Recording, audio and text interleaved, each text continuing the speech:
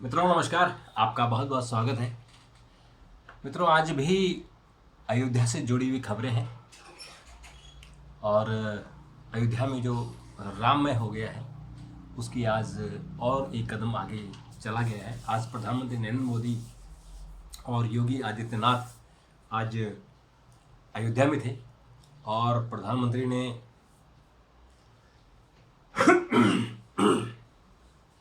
आज वहाँ एयरपोर्ट का जिसका नाम महर्षि वाल्मीकि रखा गया है उसका उद्घाटन किया और अयोध्या धाम रेलवे स्टेशन है उसका जो पुनर्विकास हुआ था उसका उद्घाटन किया। प्रधानमंत्री ने रोड शो किया जहां जोरदार स्वागत हुआ और 2 अमृत भारत और 6 वंदे भारत एक्सप्रेस चलाई।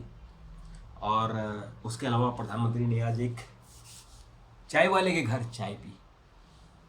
तो पूरा जो हमारा फोकस है वो अयोध्या पर रहेगा। दरअसल में 22 जनवरी को नवनिर्मित राम मंदिर का उद्घाटन होना है और राम मंदिर रामलला विराजमान के प्राण प्रतिष्ठा होनी है।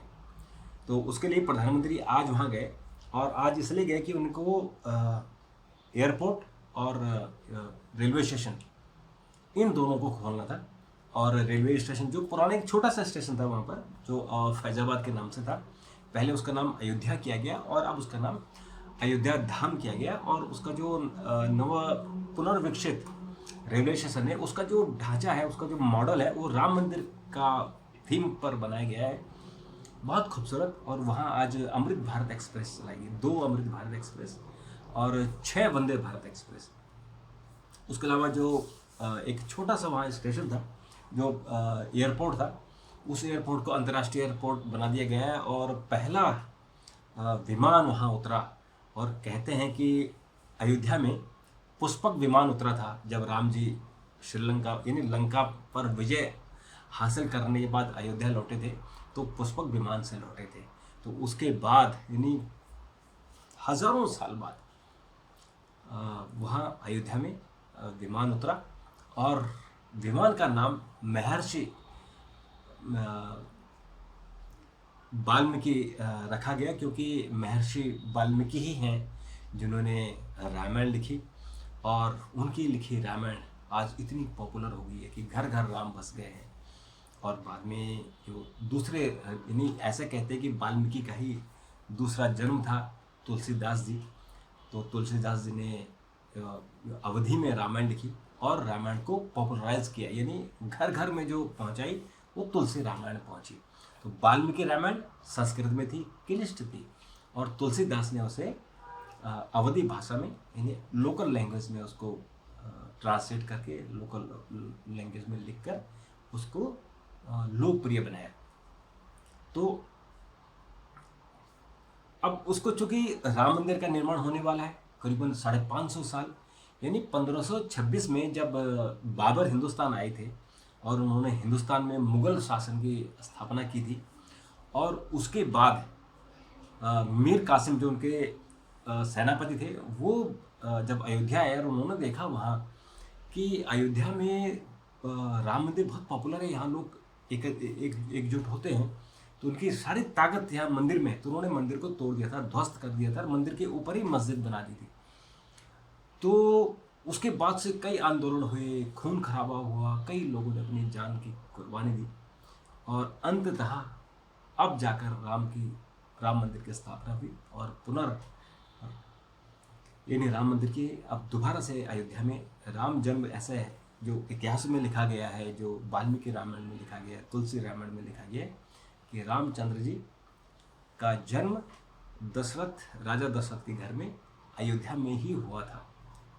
तो इसलिए इस धरती का बहुत पवित्र धरती है, इस धरती का महत्व है और सरयू नदी का उसमें जिक्र है। तो सरयू नदी अयोध्या से गुजरती है और सौभाग्य से 2020 में जब वहाँ उद्घाटन हुआ था तो मैं उस वक्त वहीं था और मुझे राम मंदिर के दर्शन करने, अयोध्या जी में डुबकी लगाने का बहुत मुझे मौका मिला। तो मित्रों आज प्रधानमंत्री ने जब वहाँ रोड शो की, करीबन 15 किलोमीटर उन्होंने रोड शो की, वो इतना खूबसूरत नज़ारा था कि पब्लिक किस तरह से उनका स्वागत में खड़ी थी। और वो एक दलित परिवार के यहाँ गए और उस परिवार को, वो परिवार चाय बेचकर अपना गुजारा बसारा करता है, और उस परिवार ने प्रधानमंत्री आवास योजना के तहत मदद ली और उनका घर बना, और उज्ज्वला स्कीम के तहत उन्हें गैस के सिलेंडर मिला और उनको बिजली कनेक्शन भी मिला। तो कुल मिलाकर एक जो बेसिक रिक्वायरमेंट है वो उनकी पूरी हुई। तो प्रधानमंत्री ने उनके घर में चाय पी, और ये बड़प्पन है प्रधानमंत्री का कि उस प्रधानमंत्री के उनके घर पर जाने से आसपास का जो इलाका था वो चमक गया, और ऐसे लोगों पर फोकस गया जो बहुत गरीब हैं और जो जिनका सामर्थ्य नहीं है, उनको कैसे सरकारी योजनाओं का लाभ देना है और वो अपना जीवन गुजर बसर कर ले। तो प्रधानमंत्री ने एक जनसभा को भी संबोधित किया, और उन्होंने जनता से रिक्वेस्ट की कि 22 जनवरी को अयोध्या न आए, क्योंकि अयोध्या इतनी बड़ी नहीं है, बहुत छोटा शहर है। अयोध्या में अगर सब लोग आ जाएंगे तो अयोध्या चौक हो जाएगा, वहाँ रहने की जगह नहीं है। वहाँ अभी सारे वीआईपी होंगे, क्योंकि विदेशों से लोगों को बुलाया गया है। वहाँ तमाम मंत्री हैं, तमाम मुख्यमंत्री हैं, और विदेशों के राजदूत हैं, विदेशी मेहमान भी हैं। तो इसलिए वहाँ अगर आम जन आ जाएंगे तो उनको सिक्योरिटी कारणों से परेशानी होगी। तो इसलिए उनसे कहा गया कि आप ये अभी अपने घरों में रहिए, और 22 तारीख के बाद जब मौका मिलेगा कुछ कुछ समूहों में फिर अयोध्या आइए, फिर राम मंदिर के दर्शन कीजिए। तो ये बड़ी बात प्रधानमंत्री ने आज लोगों को कही, और उनके अपील का जरूर असर हुआ कि चूँकि लाइव टेलीकास्ट होगा तो आप घरों में बैठकर लाइव टेलीकास्ट भी देख सकते हैं, और मंदिर का दर्शन आप पहले या बाद में कर सकते हैं। अब हमें थोड़ा इसका राजनीतिक लाभ और नुकसान का भी थोड़ा चर्चा कर लेते हैं। आपको पता है कि राम मंदिर आंदोलन ये बहुत पुराना आंदोलन है, और राम मंदिर की जो स्थापना की थी जब तोड़ा गया था, तो उसके बाद से ऐसा कहते हैं, अलग अलग जिक्र है, ये भी कहा जाता है कि विक्रमादित्य ने राम मंदिर की स्थापना की थी, जो जिस मंदिर को कासिम ने तोड़ा था, मीर कासिम ने। तो उस मंदिर की स्थापना विक्रमादित्य ने की थी, और उसके बाद जब देश आज़ाद हुआ, यानी अंग्रेज़ों से, क्योंकि अंग्रेज़ों ने भी वहाँ प्रतिबंध कर दिया था, अंग्रेज़ों को पता था कि यहाँ हिंदू मुस्लिम के बीच में बड़ा झगड़ा है इस स्थान को लेकर, उन्होंने भी उसको बंद कर दिया था। लेकिन 1947 में और 1948 में और फिर 1950 में, 1949 में कुछ लोगों ने, अयोध्या के कुछ लोगों ने जबरन वहाँ पर मूर्ति की स्थापना कर दी, और फिर राम जी की पूजा अर्चना शुरू कर दी। लेकिन पंडित जवाहरलाल नेहरू के कहने पर उस स्थान पर फिर ताला लगा दिया गया और पूजा बंद कर दी गई। हालांकि बाद में फिर कोर्ट के आदेश से कुछ लोगों को केवल मंदिर में पूजा करने के लिए वहाँ धूप बत्ती जलाने की परमिशन मिली, और उसके बाद 1989 में राजीव गांधी ने गेट का ताला खुलवाया और वहाँ पूजा करने की अनुमति दे दी।